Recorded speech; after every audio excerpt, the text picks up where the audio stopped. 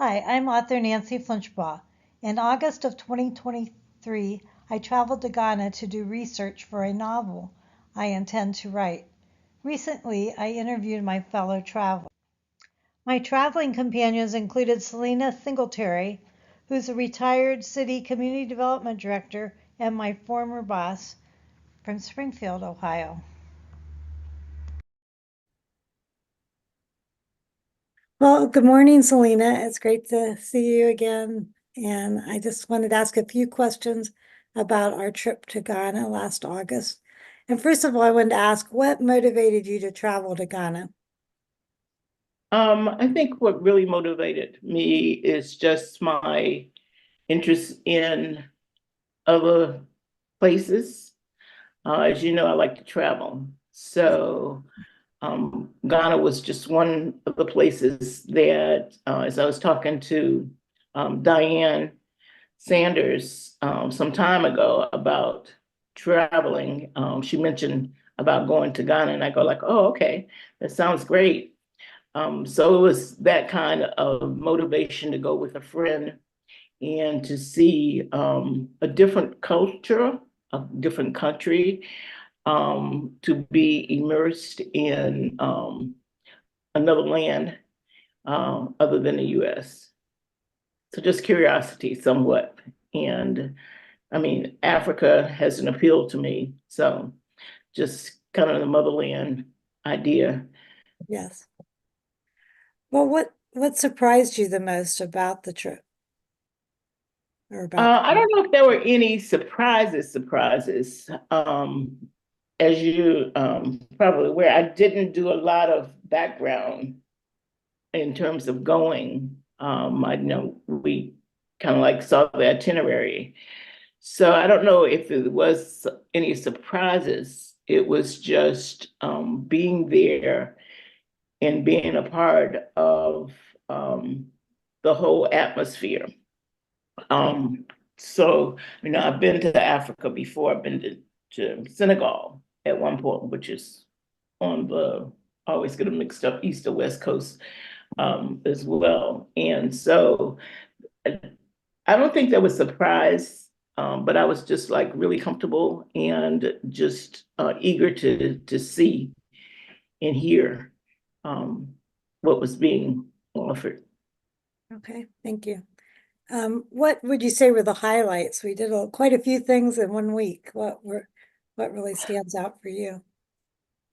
Yeah, I guess some of the highlights included, as I reflect back on the trip and look at some pictures, like the beach trip where the fishermen were there catching the fish from the village, which was so authentic in terms of their life Mhm. and being able to see it.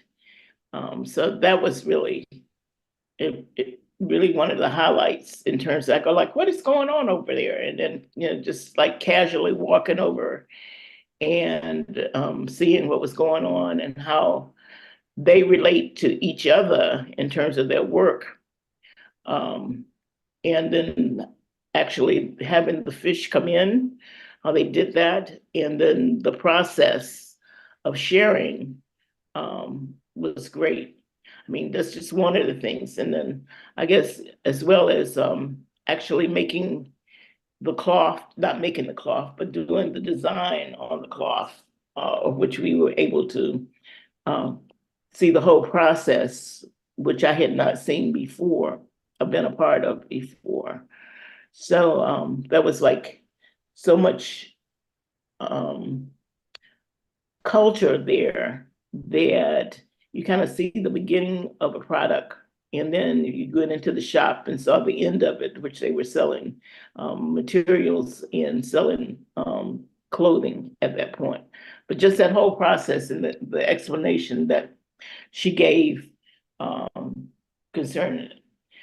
I think, as I reflect on it, I think the relationship between members of families was great too, in terms of that whole scene where we made the Bastiques, and then being with David and Francis and their family, and was like great.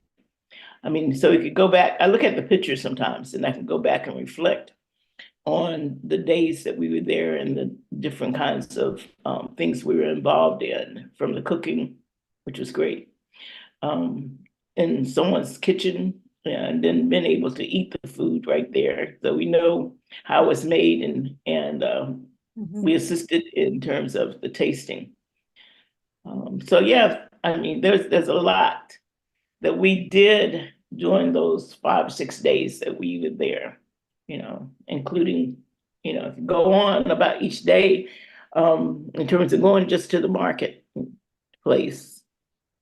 So Yes, you that got gives an a idea. picture of some of the everyday life, the fishing with the nets that they pulled in, Right. making batik, Absolutely. cooking, and getting to know some of the families and seeing the importance of the family there. Yeah, that's a lot of culture that you.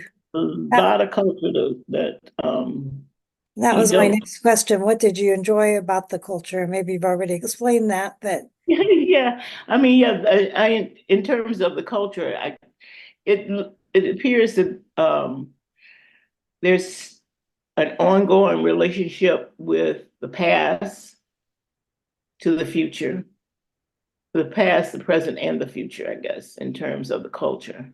you have that sense of So the things that they've been doing. Some of those things have been going on for centuries, probably. right, The fishing, right, the nets, for a long time, like just looking at the canoes that they use for fishing. The one time that we went to eat, and the boats were there that we were riding actually, and we were looking at the boats and how they just kind of like put them on the beach, and then go out another day to fish. Those kinds of things in terms of the culture, that really was great in terms of just visiting and trying to understand um, what was going on and why it was continuing in that kind of whole process. So, I mean, it was like modern, and yet there was so much enrichment in terms of the history too that was there every day almost. Well, tell me about the naming ceremony and what that meant to you. Um, yeah, the naming ceremony was, it was, I don't know if I expected that. Um, in terms of the whole process that um, and, and ceremony that they go through in terms of providing a name for you, which again goes back to history and how they, in terms of the, I guess, tribes and the heads of the community were so involved in terms of that whole process. And yet it was a bringing together of more than one tribe, evidently, in order to get that accomplished. So that in itself, the ceremony really told a story in terms of who I am, and who the people around me were. And it kind of goes back to what's the meaning of your name, or what's the background for your name, and so even as I reflect on it today, it has true meaning in terms of that relationship for your name and who you are and what your purpose may be in terms of what you're doing and why. So they gave you a new name, but it also resonated with who you are, right? Yeah, that's And correct. Right. It was a name.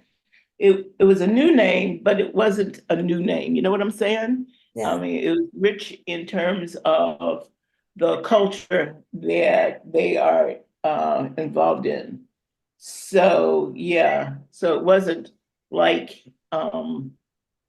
it was a new name to me in terms of that history, but it is rich in terms of the culture and how they came up with, not came up, but how the process is and how the ceremony is and how one's name is derived and why, in terms of that.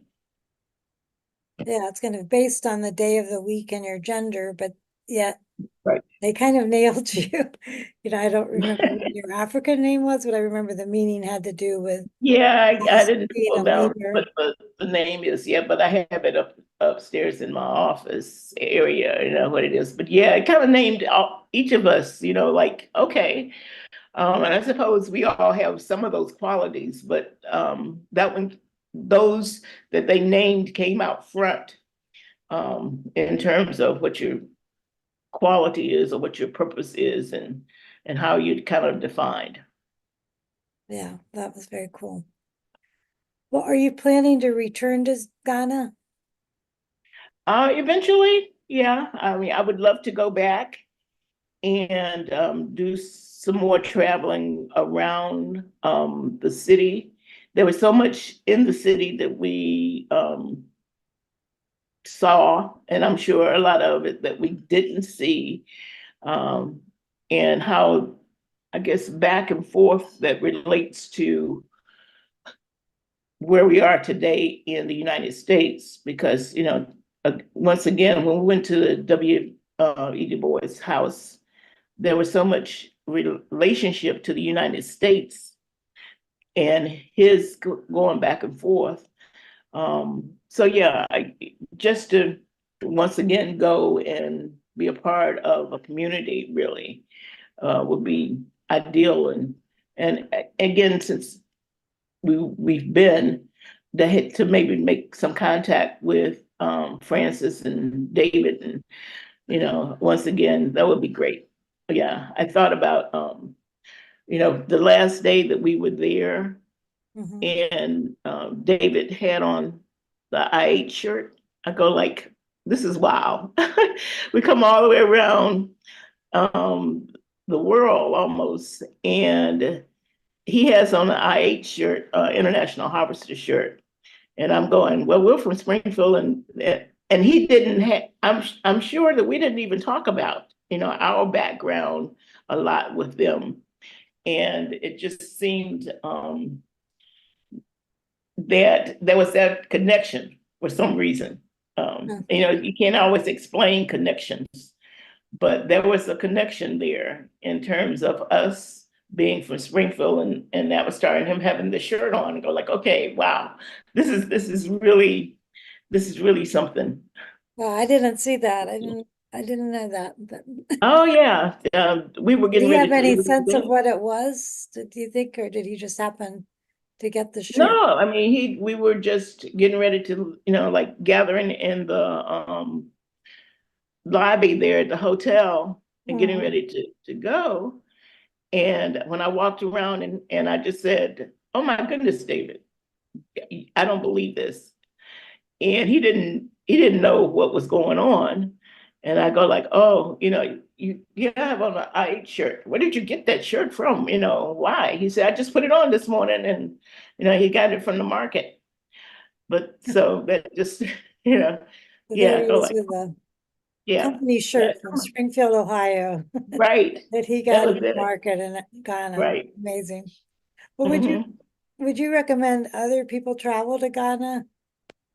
Oh, definitely. I mean, travel always and going somewhere always gives you insight into your own self as well as the people around you, and gives you new perspective in terms of what the whole world is about. So, oh yeah, so definitely to go and just be a part of that community. Um, be a visitor, but be a part of the community as well. So, I mean, don't take your own prejudices with you, leave those behind, and just get to know and enjoy um, Ghana as it is. Okay. Well, thank you so much, Selena, for talking with me today. Glad to do it.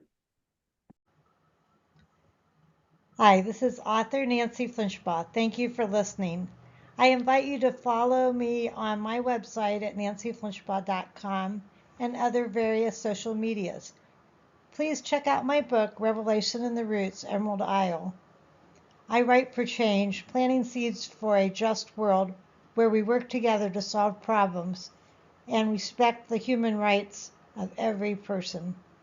Have a great day.